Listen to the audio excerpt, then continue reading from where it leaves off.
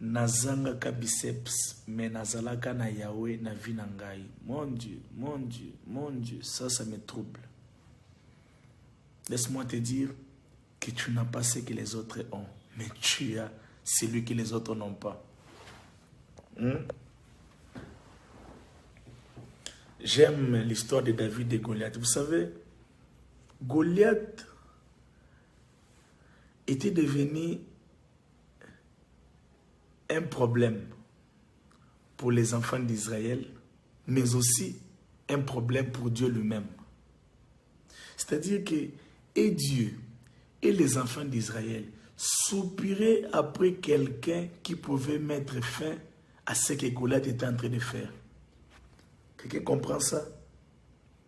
C'est-à-dire que Dieu était fatigué de voir ou de se rendre compte que ça fait 40 jours et 40 nuits que quelqu'un est en train de m'insulter. Et le peuple de Dieu également était fatigué de se rendre compte que pendant 40 jours et 40 nuits, quelqu'un était en train d'insulter les dieux d'Israël. Alors j'aimerais dire qu'entre les problèmes de Dieu et les problèmes des hommes, la solution, c'est un adorateur. Oh my God!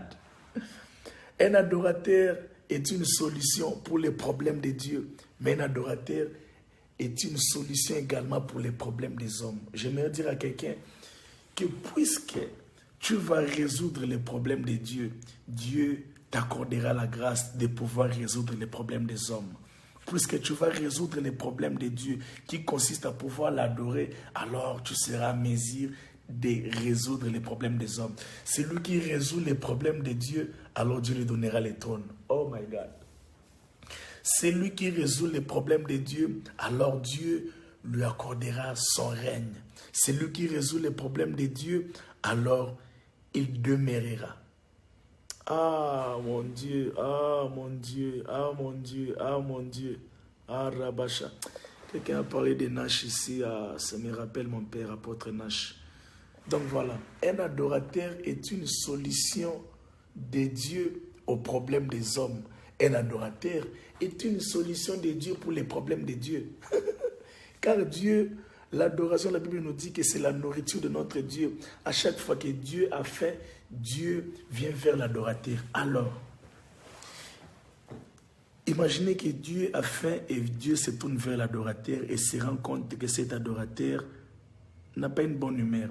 C'est pourquoi j'aime dans le livre des psaumes, la Bible dit « Comment adorerons-nous le Seigneur dans une terre étrangère ?» C'est-à-dire que quand Dieu veut recevoir ton adoration, Dieu se donne le plaisir de pouvoir régler les problèmes de ton cœur pour que ton adoration soit complète ou encore parfaite. J'aimerais dire à quelqu'un que Dieu ça chargera de tes problèmes si tu donnes le temps de pouvoir résoudre les problèmes de Dieu. Que Dieu vous bénisse, passez une très bonne soirée. J'étais en train de vous demander, s'il vous plaît, on a 3500 abonnés sur Live AD TV. Après ici, s'il vous plaît, je vois qu'on est pratiquement à 200 ici.